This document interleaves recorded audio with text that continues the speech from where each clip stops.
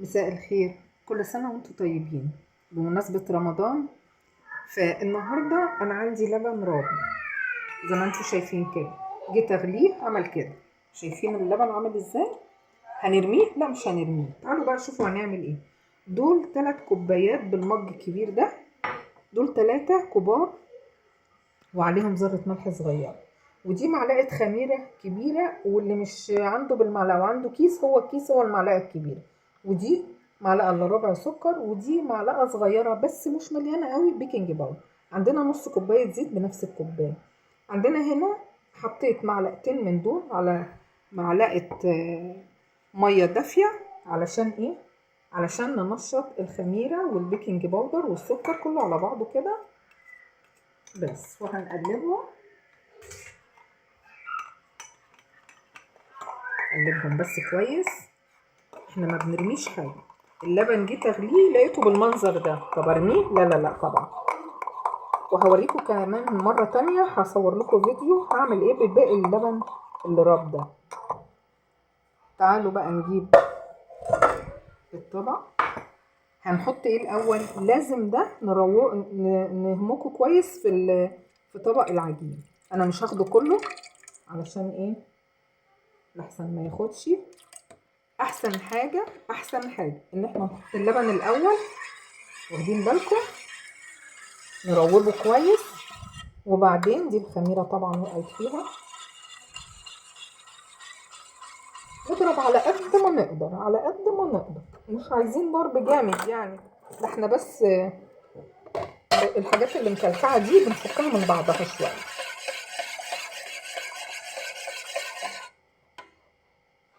بلاش نزود. تعالوا بقى هناخد الدقيق. انا حاطه ذره ملح صغيره خالص، وهنزل حبه بحبه. اوعوا ترموا حاجه، مفيش حاجه اسمها تترمي عندنا.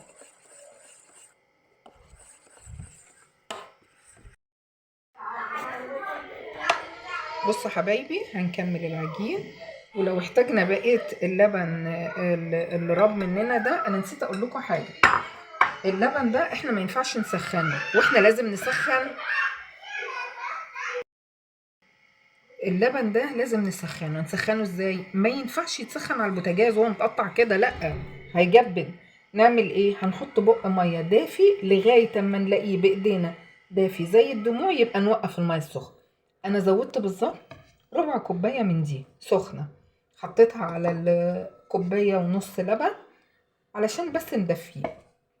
طيب هنعمل ايه؟ احنا هنكمل العجينه اهو، وهوريكم تكملتها ايه. احنا قبل ما نكمل، بصوا الخميره عملت ازاي. الخميره بالبيكنج باودر اهي بدات تفور ازاي كده. دي الخميره مية مية. هنحطها عشان لو احتاجنا بقيه اللبن. احنا عايزين نخلي العجينه كلها لبن على قد ما نقدر، عشان ما نرميش حاجه.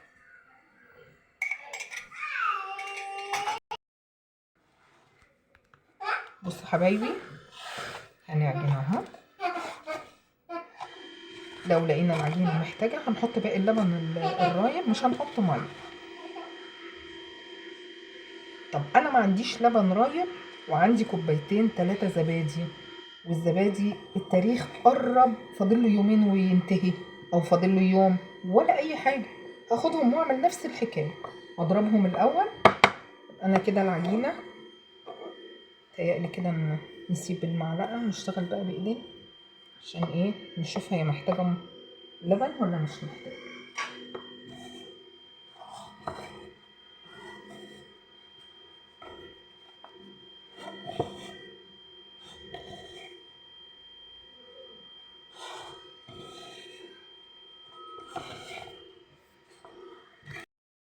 بصوا بقى، عشان المصداقية أنا خدت معلقة لبن بس كملت بيها العجينة عشان تبقى الملمس ده. بصوا احنا محتاجينها تكون طرية. هناخد بقى شوية الزيت، ممكن ما ناخدهمش كلهم حسب ما تستقبل العجينة. احنا مش عايزينها فيها دهون كتير، ده احنا عاملين قراص طرية، يعني مش محتاجة دهون ولا حاجة. مش عاملين قراقيش ناعمة ولا كحك.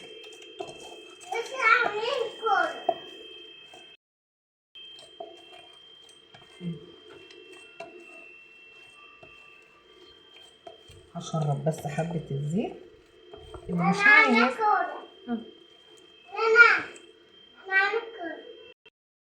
اللي مش عايز يحط زيت وعايز يحط معلقة سمنة بلدي شغال، معلقتين سمنة نباتي ماشي، من ده على ده ماشي. انا مش هحاول اخد النص كله، انا هاخد كمان يعني تقريبا انا خدت الربع، مش هاخد اكتر من كده، مش محتاجة اكتر من كده لان اللبن كله كان فيه قشطة بخيره يعني، بخيره يا جماعة، يعني القشطة بتاعته فيه مش بخيره ولبن بخيره. انا اسفة ده لبن حليب باظ في الغلية. دلوقتي معلش صحة العجينة كده.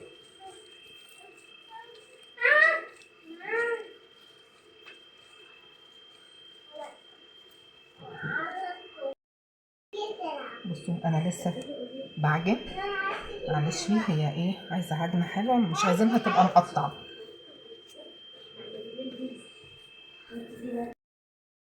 خلاص احنا لمينا العجينة اهي، هنحطها بقى في الطبق تخمر، هنغطيها كويس جدا وندفيها. انا بولع الفرن ثانية يدفى بس شوية كده ونحطها فيه متغطية لغاية اما تخمر وهوريها لكم. بصوا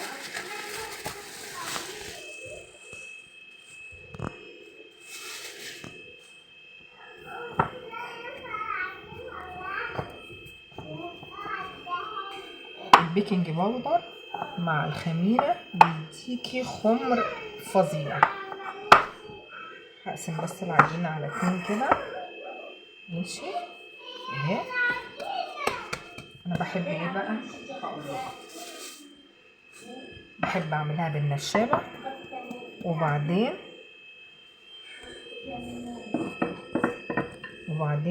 اقطعها باي قطاعة عشان تطلع كل القرص مساحة واحدة. بصوا بقى هنقطعها اي تقطيع عندكم تعجبكم، انا بحب المقاس ده، عندكم قطعة اوكي، كوباية ما تشغلوش نفسكم، اي حاجة كله شغال. هوريها لكم في الاخر.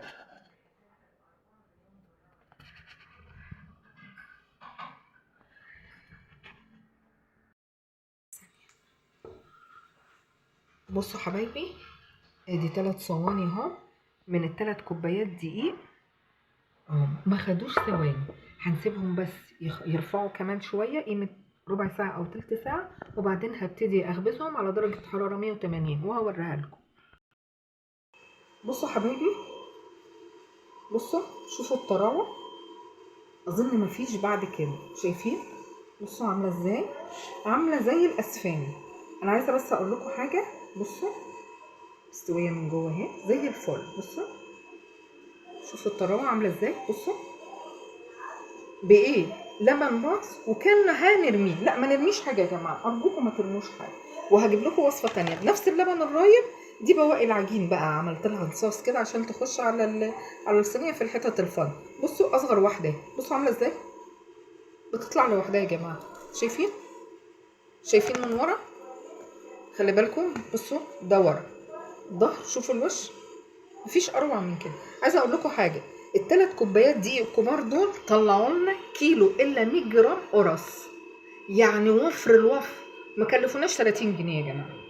وشوفوا الجمال، لو اقدر اوصل لكم كمان الريحه تحفه. انا عايزه بس اقول ملحوظه قبل ما اقفل، القرصه بتطلع ناشفه من الفرن عشان الحمار ده، اعمل ايه، هغطيها بصينيه لمده دقيقتين 2 بس عشان ما تعرق، اول ما تطرى هنقلها في صينيه تانية بس كده. دي الملحوظه يا جماعه عشان ما حدش يدعي عليا ويقول القرصه طلعت ناشفه، لازم نغطي القرص اول ما تطلع من الفرن وبعدين نشيلها نحطها في صينيه تانية خالص. ارجوكم تتابعوني، واشكركم على اللي بيدوني قلوب ولايكات على تيك توك. كل سنه وانتم طيبين وما تحرمش من محبتكم، واوعوا تنسوني في اللايك والشير. باي باي.